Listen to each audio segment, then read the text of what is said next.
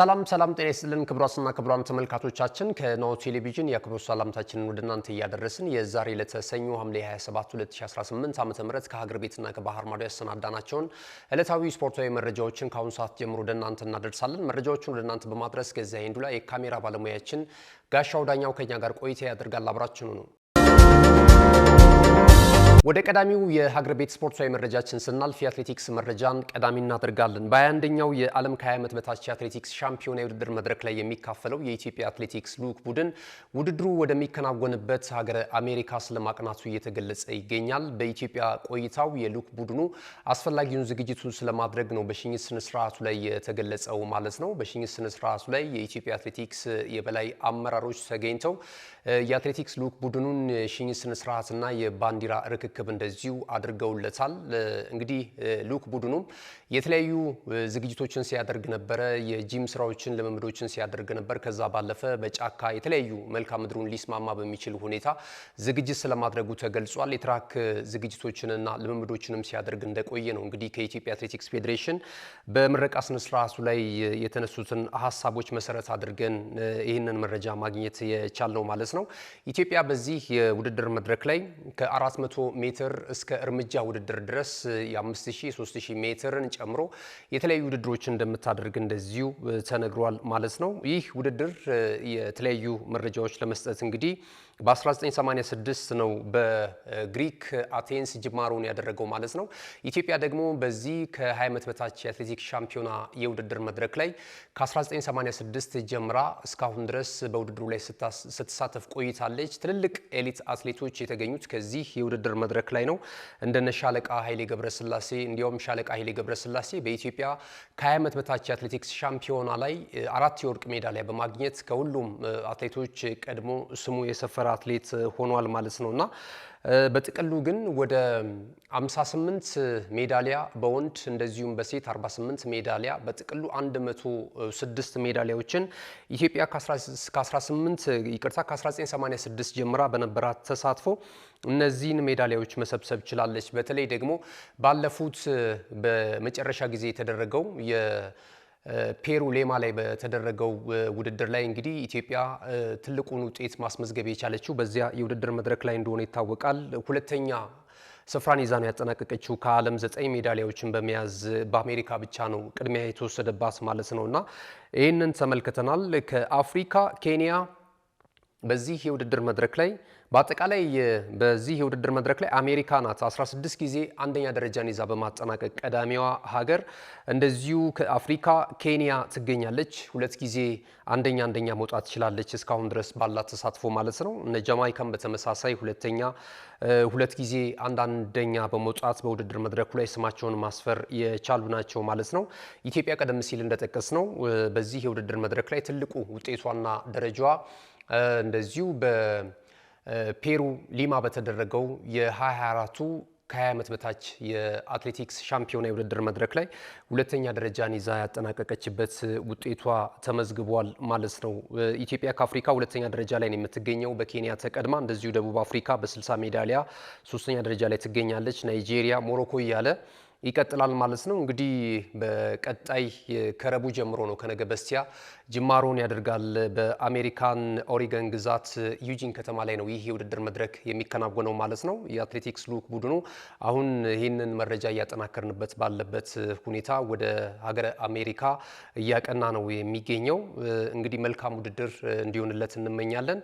የውድድሩን ውጤቶች ደግሞ እየተከታተልን ወደ እናንተ መረጃዎችን የምናደርስ ነው የሚሆነው። ወደ ሌላኛው የሀገር ቤት ስፖርታዊ መረጃችን ስናልፍ በቀጥታ የኢትዮጵያ ክለቦች ሻምፒዮና የውድድር መድረክ ተጠናቋል። በምስራቅ ኢትዮጵያዊቷ ከተማ ድሬዳዋ ከተማ ላይ ነበረ ሲከናወን የነበረው። በተለይ በወንዶቹ 44 ክለቦች የተፋለሙበት ነበረ። ትላንትና ጊምቢ ከተማ የ2018 ዓመተ ምህረት የኢትዮጵያ ክለቦች ሻምፒዮና ሆኖ አጠናቋል ማለት ነው። ትላንት እንግዲህ የፍጻሜ ጨዋታ ተደርጓል። በትግራይ ፖሊስና በጊምቢ ከተማ መካከል የተደረገው ጨዋታ መደበኛው 90 ደቂቃ አንዳቻ በሆነ ውጤት ነበር የተጠናቀቀው። ሁለቱን ክለቦች ወይም ደግሞ ሻምፒዮናውን ክለብ ለመለየት በተሰጠ የመለያ ምት 5-4 በሆነ ውጤት ጊምቢ ከተማ በማሸነፍ የውድድር መድረኩ ሻምፒዮና መሆኑን አረጋግጧል። አስቀድሞም ቢሆን ወደ ኢትዮጵያ አንደኛ ሊግ ማደጋቸውን አረጋግጧል። እነዚህ ክለቦች ማለት ነው። ለደረጃ የተደረገ ጨዋታ ነበረ። ጉለሌ ክፍለ ከተማ እንደዚሁ ጨዋታውን አድርጎ ነበረ፣ ማሸነፍ ችሏል። ሶስተኛ ደረጃንም ይዞ ያጠናቀቀበትን ውጤት ተመልክተናል። ትላንትና በነበረው የደረጃ ጨዋታ ማለት ነው። ከሲዲቲ ከተማ ጋር ነበር ያደረጉት ጨዋታ።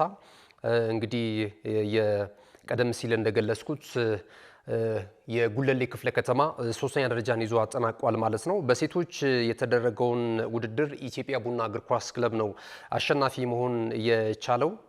የነበረውን ጨዋታ እንግዲህ ከምድረገነት ሽሬ ጋር በፍጻሜው ጨዋታ 1-0 በሆነ ውጤት ማሸነፍ ችሏል። ለደረጃ በተደረገ ጨዋታ ጅማ ከተማን ከወልዋሎ ዓዲግራት ጋር ያገናኘው ጨዋታ አንዳቻ በሆነ ውጤት ነበር የተጠናቀቀው። ይህም ጨዋታ ሁለቱን ቡድኖች ወይም ሶስተኛ ደረጃን ይዞ የሚያጠናቀቀውን ቡድን ለመለየት በተሰጠ የመለያ ምት 4-3 በሆነ ውጤት ጅማ ከተማ በማሸነፍ ሻምፒዮና መሆኑን አረጋግጧል። በቀጣይ እንግዲህ እነዚህ ክለቦችን በኢትዮጵያ አንደኛ ሊግ የምንመለከታቸው ነው የሚሆነው ማለት ነው። ጊምቢ ከተማ በተከታታይ እንግዲህ በተለይ በውስጥ ውድድር የኦሮሚያ ፕሪሚየር ሊግ ላይ በነበረው እንቅስቃሴ ወደዚህ ወደ ኢትዮጵያ ክለቦች ሻምፒዮና መምጣት ችሏልና በውስጥ ውድድር አሁን ደግሞ ወደ ከፍታው በማደግ በቀጣይ በኢትዮጵያ አንደኛ ሊግ ላይ ከምንመለከታቸው ክለቦች መካከል ጊምቢ ከተማ አንደኛው ሆኗል። የውድድሩ አጠቃላይ ሻምፒዮና በመሆን ማለት ነው።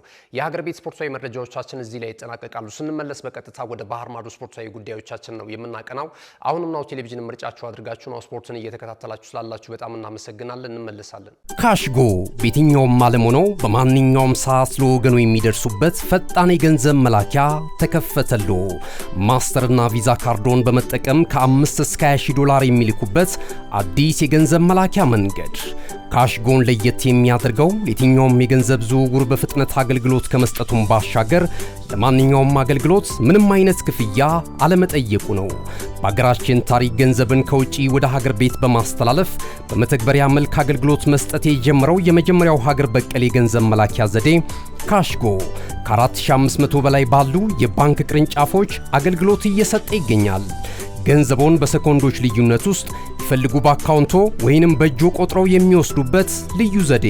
በቅርቡ ሁሉንም ኢትዮጵያዊ ባለቤት ለማድረግ ጉዞ የጀመረው ካሽጎ ዛሬውኑ መተግበሪያውን በስልኮ ላይ በመጫን የአገልግሎቱ ተጠቃሚ ሆኑ። ፍጥነት መለያችን፣ ኢትዮጵያን መክፈቻችን፣ ካሽጎ ነው መላኪያችን። ካሽጎ የአዲሱ ትውልድ ብራንድ። ተመልሰናል። ክቡራትና ክቡራን ተመልካቾቻችን ይህ ናሁ ቴሌቪዥን ነው። ናሁ ስፖርትን በመከታተል ላይ ትገኛላችሁ። የዕለተ ሰኞ ዕለታዊ የስፖርት የመረጃ ሰዓታችን ወደ እናንተ እየደረሰ ይገኛል። ቀደም ሲል ከመልእክቶች አስቀድመን በሀገር ቤት ስፖርታዊ መረጃዎቻችን የኢትዮጵያ ከ20 ዓመት በታች የሉክ ቡድን የአትሌቲክስ ሉክ ቡድን ወደ ውድድሩ ስፍራ ወደ ሀገር አሜሪካ ስለማቅናቱ የተመለከተን መረጃ ወደ እናንተ አደርሰናል። እንደዚሁም ደግሞ በ2018 የኢትዮጵያ ክለቦች ሻምፒዮና የውድድር መድረክ ላይ ጊምቢ ከተማ በወንዶች እንደዚሁም በሴቶች ደግሞ ኢትዮጵያ ቡና እግር ኳስ ክለብ ሻምፒዮና መሆናቸውን የተመለከቱ መረጃዎችን ወደ እናንተ ስናደርስ ቆይታ አድርገናል። አሁን በቀጥታ ወደ ባህር ማዶ ስፖርታዊ ጉዳዮቻችን እናቀናለን። ከዛ በፊት ግን በሳምንቱ መጨረሻ ቀናት በነበሩን የመረጃ ሰዓታችን ላይ እናንተ ውድ ተመልካቾቻችን ከያላችሁበት ሆናችሁ ሀሳብ አስተያየታችሁን አድርሳችሁናል። አሁን የእናንተን ስምና አስተያየት ከፍ የምናደርግበት ሰዓት ላይ ነው የምንገኘው። የዛሬው ቀዳሚው ገቢያችን የሚሆነው ሙልጌታ ያለው ነው ከሳውዲ አረቢያ።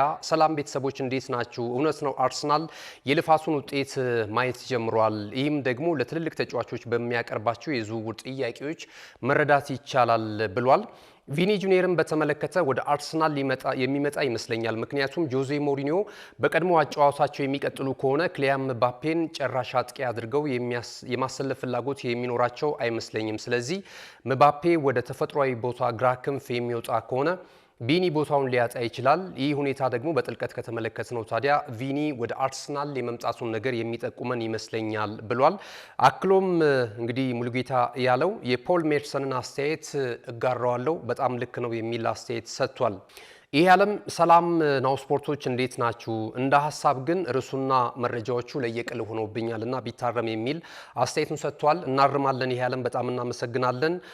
ዞተር መረጃዎችን እየተከታተሉ ሐሳብ አስተያየታቸውን ከሚያደርሱን ውድ ቤተሰቦቻችን መካከል አንዷ የሆነችው አና ጥሩ የመረጃ አቀራረብ ነው፣ ናሁ ስፖርቶች ትመቹኛላችሁ፣ በዚሁ ቀጥሉ የሚል አስተያየቷን ሰጥታናለች። ብርሃኑ ተስፋ ከባህር ዳር የዞተር አድማጫችሁ ነኝ። ናሁ ስፖርቶች አቀራረባችሁ በጣም አሪፍ ስለሆነ እንደ አንድ የስፖርት አፍቃሪ ትመቹኛላችሁ፣ በርቱልኝ ሲል ቤተሰብ መሆኑን እንደዚሁ አረጋግጦልናል። የጣና ሞገዱ ሰው እኛም እጅግ በጣም እናመሰግናለን። ፓማ ባይ እናመሰግናለን ለምሰጡን አስተያየት የሚል ሀሳባቸውን አድርሰውናል። የዞተር ተመልካቻችን ናቸው። የጂጂጋው ሰው መሀድ አህመድ የዞተር ሰላምታውን ካቀረበልን በኋላ አሁናዊው የአርሰናል የተከላካይ ስፍራ ሁኔታ በጣም ያሳስበኛል የሚል ሀሳቡን ገልጾልናል። መሀድ ስጋቱንም ሲያብራራ ዊሊያም ሳሊባ፣ ዩሪ ቲምበር እንዲሁም ቤን ዋይት በቶሎ ወደ ቀድሞ አቋማቸው የማይመለሱ ከሆነ አርሰናል በቀጣይ የተከላካይ ስፍራውን ለማጠናከር ግዴታ ውስጥ ይገባል። ስለዚህም አሰልጣኝ ሚካኤል አርቴታ የመከላከል እንቅስቃሴውን ለማጠናከር የተለያዩ አማራጮችን መመልከት አለበት፣ በጉዳት ከሜዳ በሚረቁ ተጫዋቾች ምትክ የሚል ሀሳቡን ያደረሰን ከጂጂጋ መሀድ አህመድ በጣም እናመሰግናለን። ትዕግስት ጌታቸው ዋው በጣም ጥሩ አቀራረብ ነው በርቱ ብላናለች። ቲጂ እንግዲህ የናሁ ስፖርት ቤተኛ ናት፣ እጅግ በጣም እናመሰግናለን። ሀፍቱ የጉማሬጅ ዝውውር ያረጋገጠው ተብሎ የክለቡ ምላሽ ይጠበቃል ያላችሁት ነገር አይጣረዝባችሁም ወይስ መስማት እንጂ ማስተዋል ለማይችሉ ነው ዜናውን የምታቀርቡት የሚል ሀሳቡን ሰጥቶናል። እንግዲህ እዚህ አስተያየት ላይ የተወሰነ ማብራሪያ ለማከል እኛ ይህንን መረጃ አጠናክረን ከጨረስን በኋላ የተለያዩ አፕዴት የተደረጉ መረጃዎች ነበሩ። በወቅቱ ደግሞ የመረጃው አጠቃላይ ፕሮግራም ወደ ሰርቨር ኤክስፖርት ተደርጎ ነበርና መረጃዎቹ ደግሞ እንደምታውቁት የዝውውር መረጃዎች የተለያዩ ታማኝ መረጃ ምንጮች ቶሎ ያወጣሉና እኛ እንግዲህ በምንሰጠው ታይትል ላይ ነው መረጃውን አፕዴት የተደረገውን መረጃ የማንጸባረቅ እድል የነበረንና ሀፍቱ በዛ እንግዲህ መረጃውን እንደምትረዳን እናስባለን፣ እናስተካክላለን። የተጠቀምካቸው ቃላቶች ፈገግ አድርገውኛል። ካሳውን አኩማ የቆመ ኳስ ለማግባት አዲስ ተጫዋች ማስፈረም አይጠበቅበትም አርሰናል የሚል እንግዲህ አሽሙር አዘል አርሰናል ደጋፊዎች ይህንን ሀሳብ ገልጿል። አርሰናል እንግዲህ በቆሙ ኳሶች ሻምፒዮና እንደሆነ ነው የተለያዩ ሀሳቦች በተለይ ከተቃራኒ ክለብ ደጋፊዎች ዘንድ የሚሰጡት አስተያየቶች ማለት ነው። 22 ዓመታትን ያለ ዋንጫ ለቆየ ክለብ እንግዲህ የትም ፍጪው ዱቄቱን አምጪው የሚል ምላሽ የሚያስፈልገው ይመስለኛል። ከዚህ በኋላ እንግዲህ የአርሰናልም ደጋፊዎች ስለ አርቴታ ስለሚከተለው የጨዋታ ጥራት ቡድኑ አዝናኝ መሆን አለበት የሚለውን ነገር ከዚህ በኋላ ማሰብ የሚጀምሩ ይመስለኛል።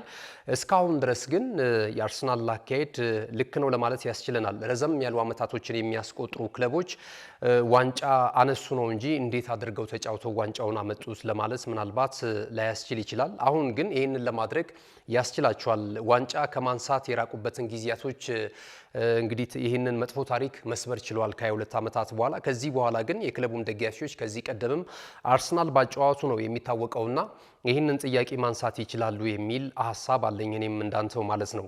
ቢላል ጀማል ለዚህ ሁሉ የአርሰናል ከፍታ አርቴታ ትልቅ ክሬዲት ይገባዋል የሚል አስተያየት አድርሶናል። አብዲ ሳሃሊ ከሞጆ የኢትዮጵያ እግር ኳስ ሁኔታን በተመለከተ በቁጭት ተሞልቶ ሀሳብ አስተያየቱን አድርሶናል። አብዲ ሀሳቡንም ሲያብራራልን እንዲህ ብሎናል። እኔ ወላሂ ብዬ ላረጋግጥላችሁ እችላለሁኝ። አዲስ አበባ ውስጥ እሁድ ጠዋት በየሰፈሩና በየጎዳናው ሂዱና እጅን አፍ ላይ ሊያስጭኑ የሚችሉ እጅግ በጣም በብሔራዊ ቡድን ደረጃ ያሉ ተጫዋቾችን ሊበልጧቸው የሚችሉ ታለንትድ የሆኑ ተጫዋቾችን እየተመለከትኩኝ ይገኛለሁ። የኢትዮጵያ እግር ኳስ እንዲሻሻል ከተፈለገ ታዳጊዎች ላይ መስራት ይጠበቅብናል የሚል አስተያየቱን ሰጥቶናልና እኛም እንግዲህ በአንዳንድ ቦታዎች ላይ የፕሮጀክት ኒውሶችን ለመስራት በምናደርገው እንቅስቃሴ ላይ እጅግ በጣም ታለንትድ የሆኑ ተጫዋቾች የተሰጡ ያላቸውን ተጫዋቾች እንመለከታለንና አብዲ ሳሃሊ ትክክለኛ መረጃ ነው ያደረሰን። ማቴዎስ ማሞ ስለ ሲቲ መረጃ የለህም እንዴ ወይስ ደግሞ የአርሰናል ደጋፊ መሆንህን ለማንጸባረቅ ነው የሚል አስተያየቱን ሰጥተዋል። እንግዲህ ማቴዎስ ሁልጊዜ መረጃችንን የምትከታተል ከሆነ በተቻለ መጠን መረጃዎቻችን ፍትሃዊ እንዲሆኑ የሁሉንም ክለብ ደጋፊዎችን ያማከሉ መረጃዎችን ለመስጠት እንሞክራለንና በዚህ ቢታረም ብታዩ እንላለን። እንደወትሮ ሁሉ የአክብሮት ሰላምታቸውን በማቅረብ አርሰናልን የተመለከተ ሀሳባቸውን ያጋሩን አቶ ሻውል ዳኜ ናቸው።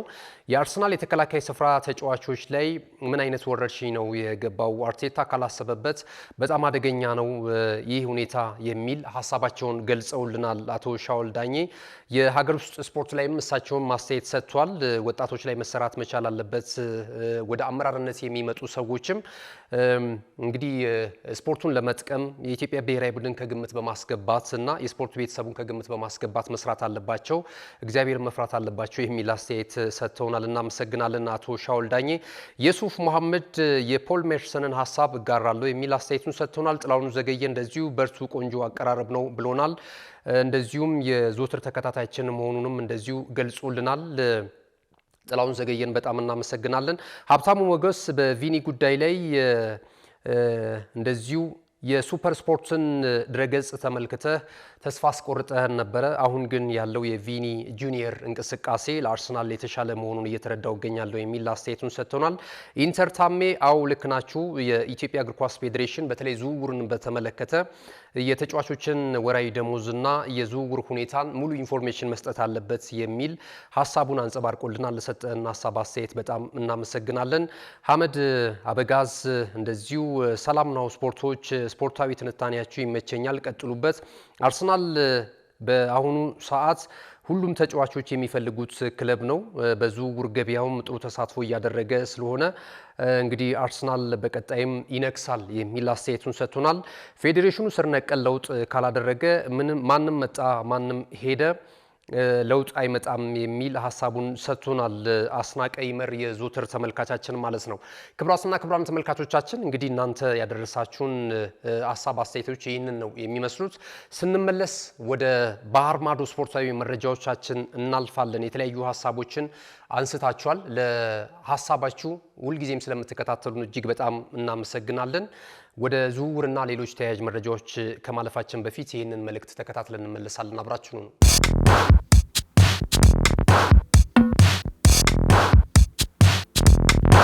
የማድረስ አገልግሎት የወደፊት እጣ ፈንታ እዚህ ደርሷል። በትሩዝ የታገዘም ትሩዝ ዴሊቨሪን እናስተዋውቆ። የኛ 100% የኤሌክትሪክ ሞተሮች ለአካባቢ ተስማሚ ብቻ አይደሉም፣ ፈጣን፣ ጸጥተኛና አስተማማኝም ናቸው። ያለምንም ጫጫታ፣ ያለምንም ጭስ የእርስዎ ጥቅል በሰዓቱ ይደርሳል። በቀጥታ ክትትል ላይፍ ትራኪንግ ሁሉንም ነገር ይቆጣጠሩ። ጥቅሎ እስከ ደጃፎ ድረስ ያለውን እንቅስቃሴ በቀጥታ ይመልከቱ። ደህንነት ቅድሚያ የምንሰጠው ጉዳይ ነው። በእኛ የተቀባይ ማረጋገጫ ሪሲቨር ኮንፈርሜሽን ዘዴ ጥቅሎ በትክክለኛው እጅ መግባቱ እናረጋግጣለን። እርስዎ ያረጋግጣሉ፣ እኛም እናስረክባለን። እገዛ ይፈልጋሉ? ቡድናችን ሁልጊዜ በ8194 ዝግጁ ነው። ትሩዝ ዴሊቨሪ ለአካባቢ ተስማሚ፣ ደህንነቱ የተጠበቀና የቀጥታ ክትትል ያለው። ዛሬውኑ በ8194 ይደውሉ። ክቡራትና ክቡራን ተመልካቾቻችን የመረጃችን የመጨረሻው ምዕራፍ ላይ ደርሰናል። እንደ ወትሮ ሁሉ ዝውውርን መሰረት ያደረጉ አጫጭር ስፖርታዊ መረጃዎችን ከዚህ ሰዓት ጀምረን ወደ እናንተ የምናደርስ ነው የሚሆነው። ከዛ ቀደም ግን እንደዚሁ የወዳጅነት ጨዋታዎችን በተለይ የፕሪሚየር ሊግ ተሳታፊ ክለቦች እያከናወኑ ነው የሚገኙት። በሳምንቱ መጨረሻ ቀናት እንግዲህ የተደረጉትን ጨዋታዎች እናስታውሳለን። ማንቸስተር ሲቲ ከኢንተር ሚላን አንዳቻ በሆነ ውጤት ተጠናቋል። ተጠብቆ የነበረው የአርሰናልና የጂሮና ጨዋታ በአርሰናሎች 4-1 በሆነ ውጤት አሸናፊነት ፍጻሜውን አግኝቷል። ማንቸስተር ዩናይትድ እንደዚሁ ከአትሌቲኮ ማድሪድ ጋር ያደረጉት ጨዋታ በማንቸስተር ዩናይትድ 2-1 አሸናፊነት ፍጻሜውን አግኝቷል። በዚህ ጨዋታ ላይ ቀይ ሰይጣናቱ ጥሩ እንቅስቃሴ በማድረግ ለደጋፊዎቻቸው ተስፋ የሰጡበትን ሁኔታ ነው በአዲሱ የውድድር ዘመን እንዲጠበቁ አድርጓቸዋል። በወዳጅነት ጨዋታም ሁለተኛ ድላቸውን ነው ማስመዝገብ የቻሉት። ከዚህ ቀደም እንግዲህ ሮዘንበርግን አሸንፈው ነበረ። አሁን ደግሞ ሶስተኛ ጨዋታቸውን አድርገው ሁለተኛ ድላቸውን ማስመዝገብ ችለዋል ማለት ነው። በሬክሳም 1-0 በሆነ ውጤት መሸነፋቸው የሚታወስ ነው። በቀጣይም ጨዋታዎቻቸውን የሚያደርጉ ነው የሚሆነው። እንደዚሁ ሌሎችም ጨዋታዎች ተደርጓል። ሊድስ ዩናይትድ ከሊቨርፑል ጋር ያደረጉት ጨዋታ በሀገረ አሜሪካን በሊድስ ዩናይትድ 4-2 አሸናፊነት ተጠናቋል። አስቀድመው ቀዮቹ ነበሩ 2-0 በሆነ ውጤት ጨዋታውን ይመሩ የነበረው ቻምፐርስ እና ፍሎሪያን ዊርትዝ ነበሩ 7ኛውና 40ኛው ደቂቃ ላይ ማስቆጠር የቻሉት ማለት ነው። እንግዲህ ጨዋታው ሊጠናቀቅ 30 ደቂቃዎች ሲቀሩ 60ኛው ደቂቃ ላይ ጀምረው የዳንኤል ፈርካው ቡድን ሊድስ ዩናይትድ አሮንሰን 60ኛው ደቂቃ ላይ ዶሚኒክ ካልቨርት-ሉዊን ደግሞ 71ኛውና 85ኛው ደቂቃ ላይ ሁለት ግቦችን ለቀዮቹ አስቆጥሯል። ሎንግስታፍ 73ኛው ደቂቃ ላይ ጨዋታው በጥቅሉ 6 ጎሎችን አስመልክቶን 4-2 በሆነ ውጤት በሊድስ ዩናይትድ አሸናፊነት ተጠናቋል። በዚህ እንቅስቃሴ ላይ እንግዲህ አዶኒ ራዮላ በተለይ በአቋም መፈተሻ ጨዋታ የመጀመሪያ ሽንፈታቸውን ነው ያስመዘገቡት ማለት ነው። ከዚህ ቀደም 2 ጨዋታዎችን አድርገው ነበረ። በእነዚህ በሁለት ጨዋታዎች ማሸነፍ ችለው ነበረ። በተለይ ሰንደርላንድን የገጠሙበት ሬክሳምን 1-0 በሆነ ውጤት ያሸነፉበትን እንቅስቃሴ ማስተዋወስ እንችላለን። በሶስተኛ ጨዋታቸው ግን በሊድስ ዩናይትድ እጅ መስጠት የቻሉበት ውጤት ተመዝግበዋል ማለት ነው። አዶኒ ራዮላ በግብ ጠባቂነት ማማር ዳሺቪሊን ይዘው ገብቷል። በተከላካይ ስፍራ ላይ ደግሞ እንደዚሁ ጀርሚን ፍሪምፖንግን፣ ኢፋኒ ኑዱኬዮን እንደዚሁም ቻምፐርስ እና ሜሎስ ኬርኬዝን ይዘው የገቡበትን አሰላለፍ ተመልክተናል። ቴሪ ኒዮኒ ወጣቱ ተጫዋች 19 ዓመቱ ነው። ይህም ተጫዋች እንግዲህ ባለፈው ዓመት አርነ ስሎት የተወሰነ የመሰለፍ እድል ሲሰጡት እንደነበረ እናስታውሳለን። ዶሚኒክ ሶቦስላይ መሀል ላይ እንደዚሁ ተጣምሮ ከዚህ ወጣት ተጫዋች ጋር ለመሰለፍ ችሏል። ሞሪሰን፣ ፍሎሪያን ዊርትዝ እና ሪዮ ንጉማ ግራና ቀኝ ሆነው በክንፉ በኩል ይዘውት ነበረ። ከዛ በኋላ እንግዲህ የጨራሽ አጥቂ ሆኖ በዚህ ጨዋታ ላይ የተመለከትነው ትውልደ ኤርትራዊው አሌክሳንደር ኢሳቅ ነበረ። ትላንት ግን ግብ ማስቆጠር አልቻለም። በቋሚ አሰላለፍ ውስጥ ይህንን ነው ይዘው የገቡት። በቀጣይ ቀዮቹ ሊቨርፑሎች የወዳጅነት ጨዋታቸውን የሚያደርጉ ነው የሚሆነው። ወደ እንግሊዝ ተመልሰው በሜዳቸው አንፊልድ ሮድ ከፈረንሳዩ ክለብ ሞናኮ ጋር የሚያደርጉት ጨዋታ ኦገስት ላይ ይደረጋል። ኦገስት 7 የሚደረግ ጨዋታ እንደሆነ ተመልክተናል ማለት ነው። ማንቸስተር ሲቲም እንግዲህ በቀጣይ ከአትሌቲኮ ማድሪድ እና እንደዚሁም ከዛ በፊት ደግሞ በኤሽያ ከኬሊግ ኦልስታርስ ጋር የሚያደርጉትም ጨዋታ እንደዚሁ ይጠበቃል ማለት ነው። የወዳጅነት ጨዋታዎች በእንዲህ አይነት መልኩ የፕሪሚየር ሊጉን መዳረሻ እያበሰሩን መቆያ የሆኑ ለተዝናኑትም ለእግር ኳስ ቤተሰቡም የቡድናቸው ሁኔታ አሁን ሁኔታ ምን ላይ ይገኛል የሚለውን ነገር እንዲገመግሙ እያስቻላቸው ይመስለኛል። እናንተስ የምትደግፏቸውን ቡድኖች እንዴት አያችሁ? አርሰናል ጨዋታ አድርጓል። ማንቸስተር ዩናይትድም እንደዚሁ ማሸነፍ ችሏል። የሲቲንም ውጤት ነግረናቸዋል። አጠቃላይ ዝግጅቱን ሊቨርፑልም በተመለከተ መረጃዎችን ወደ እናንተ አድርሰናል። የቼልሲንም ሁኔታ ከቶተንሃም ሆትስፐርስ ጋር ያደረገውንም ጨዋታ እንደዚሁ ወደ እናንተ አድርሰናል እና እንዴት ተመለከታችኋቸው? የቡድናችሁን ዝግጅትና አጠቃላይ መዋቅር በመጪው አዲሱ የውድድር ዘመን ተስፋቸው ምን ይመስላል? እስኪ ሀሳብ አስተያየታችሁን አድርሱን። የቡድናችሁን ሁኔታ ከተመለከታችሁ በኋላ ማለት ነው። ወደ ዝውውር መረጃዎቻችን እናልፋለን። ቼልሲን ቀዳሚ እናደርጋለን። ቼልሲ እንግዲህ ተጫዋቾችን እያስፈረመ ይገኛል። በአሰልጣኝ ጃቢ አሎንሶ የሚመራው የምዕራብ ለንደኑ ክለብ ቼልሲ ማለት ነው። አሁን ደግሞ እንደዚሁ ተጫዋች አስፈርሟል። ከፈረንሳዩ ክለብ ስትራስቡርግ ነው ማስፈረም የቻለው። ይህ ተጫዋች ቫልቲን ባርኮን ይሰኛል። እስከ 2023 ድረስ በሰማያዊዎቹ ቤት የሚያቆየውን የውል ኮንትራት ስለመፈራረሙ እየተገለጸ ይገኛል። በቼልሲ ቤት የተለመደ ነገር አለ። ዘለግ ያሉ የውድድር ዓመታትን እንዲቆዩ ተጫዋቾች የውል ኮንትራታቸውን ከፍ ያለ እንደሆነ እናውቃለን እና ይህ ተጫዋችም ለ7 ዓመታት ድረስ እንግዲህ በቀጣይ የምንመለከተው ነው የሚሆነው። በስትራስቡርግ ቆይታው 43 ጨዋታውን ባለፈ ዓመት አድርጎ እንግዲህ ወደ 12 ግቦችን ከመረብ ማሳረፍ የቻለበትን ውጤት ነው ማስመዝገብ የቻለው ማለት ነው። ወደ አርሰናል መረጃ እናልፋለን። ወደ ዝውውር ሌላኛው መረጃ ስናልፍ አርሰናል፣ ፒኤስጂ፣ ቼልሲ የመሳሰሉ ቡድኖች በአንድ ወጣት ተጫዋች ላይ ከፍተኛ ርብርብ በማድረግ ላይ ነው የሚገኙት። ይህንን ወጣት ተጫዋች ለማስፈረም አዳም ጉርማን ይሰኛል። የተጫዋች አዳም ጉርማን የተጫዋች የሚገኘው አሁን ላይ እንግዲህ በክሮኤሺያ ብሔራዊ ቡድን ወጣት ቡድን ውስጥ እንደዚሁ ተመልክተነዋል። ይህንን ተጫዋች ለማስፈረም ከፍተኛ ጥረት በማድረግ ላይ እንደሚገኙ የተገለጸ ነው የሚገኘው። 17 ዓመቱ ላይ ነው የሚገኘው። የአማካኝ ስፍራ ተጫዋች ነው። ዋጋው እስከ 1 ሚሊዮን ፓውንድ ድረስ ብቻ ነው የሚገመተውና ቀጣይ የቡድናቸው መዋቅር ውስጥ ለመክተት እነዚህ ክለቦች ከፍተኛ ጥረት በማድረግ ላይ እንደሚገኙ እየተነገረ ነው የሚገኘው። የወጣት ተጫዋቹ መዳረሻ የት ሊሆን ይችላል የሚለው ነገር በቀጣይ የምንመለከተው ነው የሚሆነው። ወደ ቶተንሃም ሆትስፐርስ መረጃ ስናልፍ ቶተንሃም ሆትስፐርስ አዳዲስ ተጫዋቾችን ወደ ስብስቡ እየቀላቀለ ነው የሚገኘው። እንግዲህ የተለያዩ ተጫዋቾችን አምጥቷል። እስካሁን ድረስ በዝውውሩም በክረምቱ የተጫዋቾች የዝውውሩ መስኮት ላይ ከፍተኛ ገንዘብ በማውጣት ቀዳሚው ክለብ ሆኖ እየተመለከት ነው የምንገኘው ቶተንሃም ሆትስፐርስ ነው። አሁን ደግሞ ጎዲ ካክፖን እና የሊቨርፑልን ኮዲ ጋክፖን እና እንደዚሁ ቪክቶር ኦሴሚኔን ከጋላታሳራይ ለማስፈረም እንደዚሁ ራዳር ውስጥ ለማስገባቱ እየተገለጸ ነው የሚገኘው ማለት ነው። እነዚህ ሁለት ተጫዋቾች በየክለባቸው ውስጥ በተለይ ቪክቶር ኦሴሚኔ የተለያዩ ክለቦች ይፈልጉታል። ነገር ግን ደግሞ የጋላታሳራይ እግር ኳስ ክለብ ደጋፊዎችም አብዝተው ከሚወዷቸው ተጫዋቾች መካከል አንደኛው መሆኑ ይታወቃል። ከዚህ ቀደም በሴሪያው ክለብ ናፖሊ የሴሪያውን የዋንጫ ክብር ማሳካቱን እናስታውሳለን። ቼልሲም አጥብቀው ሲፈልገው ነበር። አርሰናል፣ ማንቸስተር ዩናይትድ እንደዚሁ የተጫዋቹ ፈላጊ እንደነበሩ በተለያዩ ወቅቶች ማንሳት እንችላለን። አሁን ቶተንሃም ሆትስፐርስ ወይ ኮዲ ጋክፖን አሊያ ደግሞ ቪክቶር ኦሴሚኔን ለማስፈረም እንደዚሁ እቅድ ይዘው የተጫዋቹን ሽጡልኝ ጥያቄ ለማቅረብ ጥረት በማድረግ ላይ ነው የሚገኙት። በእርግጥ ቼልሲዎችም ቪክቶር ኦሴሚኔን ለማስፈረም በሚደረገው እንቅስቃሴ ውስጥ እጃቸው እንዳለ እየተገለጸ ነው የሚገኘው። የተጫዋቹ ባለንብረት ክለብ ጋላታሳራይ ለዝውውሩ እስከ 65 ሚሊዮን ፓውንድ ድረስ ይፈልጋል የሚሉ መረጃዎች እየወጡ ነው የሚገኙት። እንግዲህ በቀጣይ የሁለቱ ተጫዋቾች መዳረሻ የት ሊሆን ይችላል የሚለው ነገር የሚጠበቅ ነው የሚሆነው። ማንቸስተር ዩናይትድ ከአርሰናል አንድ ወሳኝ ተጫዋች እንደዚሁ ጥያቄ በማቅረብ ላይ ነው የሚገኘው። ይህንን ተጫዋች ለመውሰድ ሉዊስ ስኬሊ ነው። ሉዊስ ስኬሊ እንግዲህ በአርሰናል አካዳሚ ውስጥ መውጣት ከቻሉ ወጣት ተጫዋቾች መካከል አንደኛው ነው።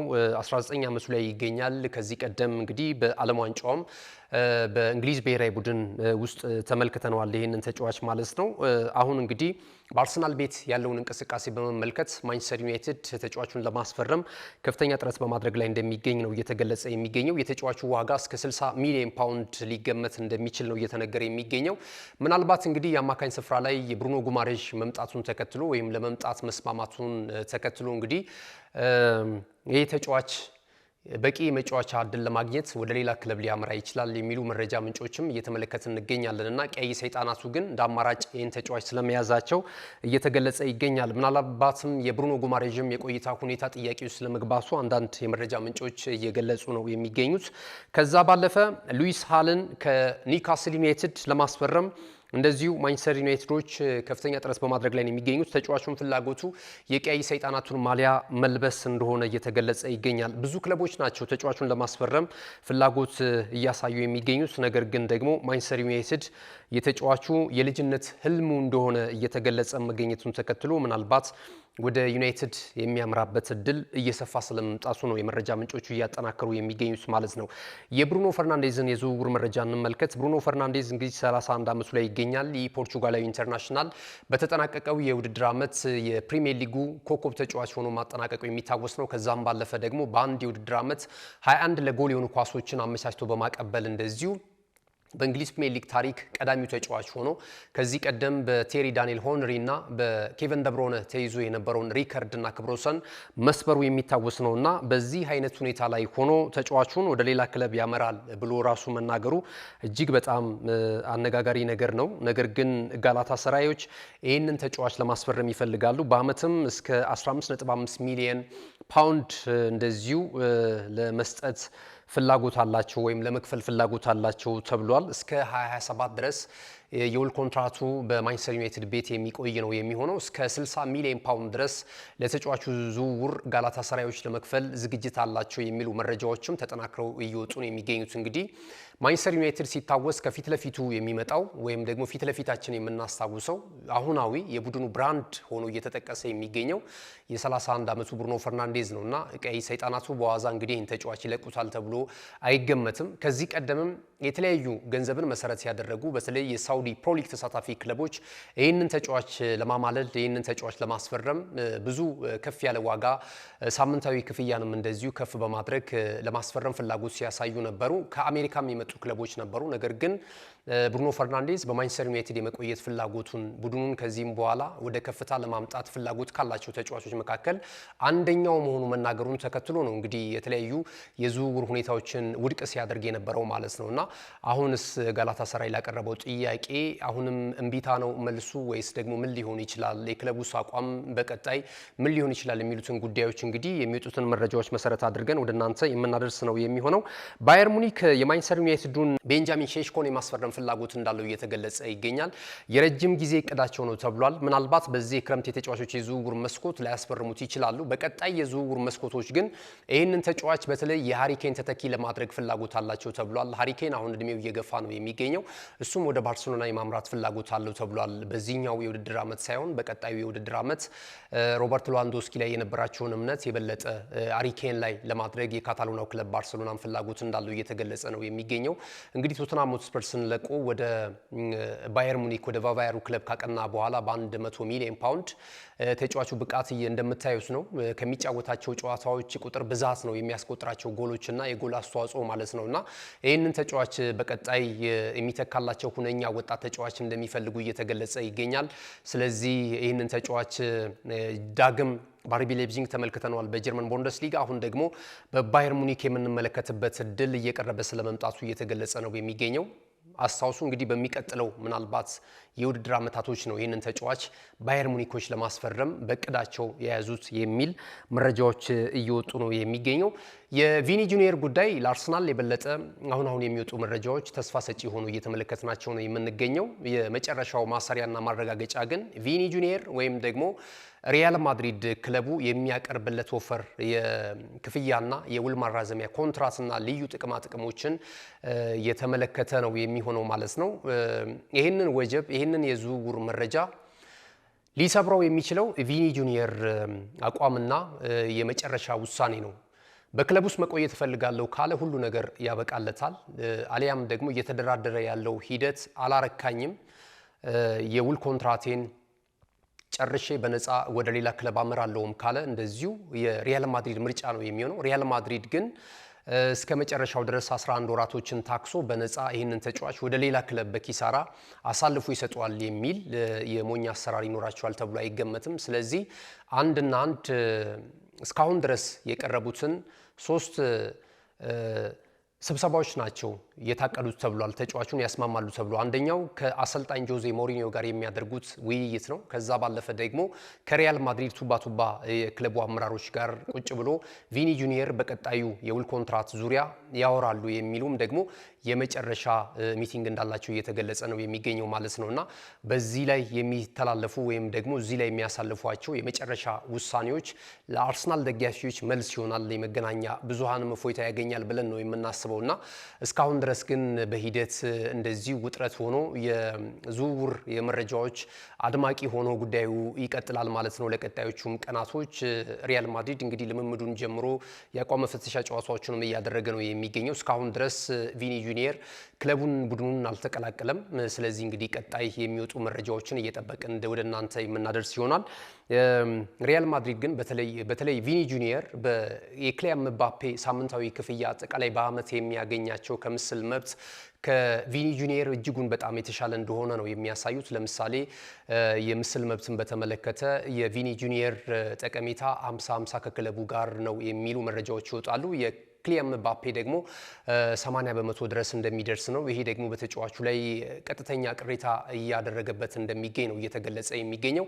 አመታዊ ክፍያቸውም አይገናኝም። በእርግጥ ክሊያን ምባፔ በነፃ ዝውውር ነው ሪያል ማድሪድ እንደምታስታውሱት የተቀላቀለው ማለት ነው። ያ ደግሞ ሪያል ማድሪድ ለሻጩ ክለብ ይከፍለው የነበረውን ገንዘብ ወደ ክሊያን ምባፔ 20 በመቶ እንደዚሁ በነፍስ ወከፍ በየሳምንቱ በሚከፍለውና አመታዊ ደሞዙ ላይ የሚያስገባቸው ነው የሚሆኑትና ያንን አድቫንቴጅ በመጠቀም ነው አመታዊው ክፍያ ከፍ ሊል የሚችለው የሚሉ መረጃዎችም እየወጡ ነው የሚገኙት። እነዚህ ነገር ተደማምረው እንግዲህ በቀጣይ የክሊያን ምባፔና የቪኒ ጁኒየር አመታዊ ክፍያ ካልተመጣጠነ በቀር በጣም ከባድ ነው የሚሆንላቸው። ሪያል ማድሪድ ደግሞ የሚከተለው ፖሊሲ ያለ በዚህ በኩል ይህንን መጣስ አይፈልጉም የክለቡ ሰዎች። ይህንን የሚጥሱ ከሆነ ሌሎች ተጫዋቾችን በቀጣይ እንደነ ቤሊንግሃምን የመሳሰሉ ተጫዋቾች የውል ኮንትራታቸውን በሚያድሱበት ሰዓት ላይ ቪኒ ጁኒየርን ያፈረሰውን መመሪያ ወይም ደግሞ የሪያል ማድሪድ ፖሊሲን ተከትለው እነሱም ተጨማሪ ክፍያ ማስከፈል ይፈልጋሉና እንደዚህ አይነት ጉዳዮች አሉና እየወጡ ያሉ መረጃዎች እነዚህ ናቸው። በዛሬው ዕለት እንግዲህ የብሩኖ ጉማሬዥም ጉዳይ ይጠናቀቃል የሚሉ ጉዳዮች እየወጡ ይገኛሉ። በተለይ ደግሞ ሕክምና ምርመራውን ለማድረግ ወደ ለንደን በዛሬው ዕለት እንደሚያቀና እየተገለጸ ነው የሚገኘው ማለት ነው። ክቡራትና ክቡራን ተመልካቾቻችን አሁናዊ ዛሬ ለተሰኙ ሐምሌ 27 2018 ዓ.ም ከሀገር ቤትና ከባህር ማዶ የተሰናዱ ስፖርታዊ መረጃዎች ይህንን ይመስሉ ነበረ።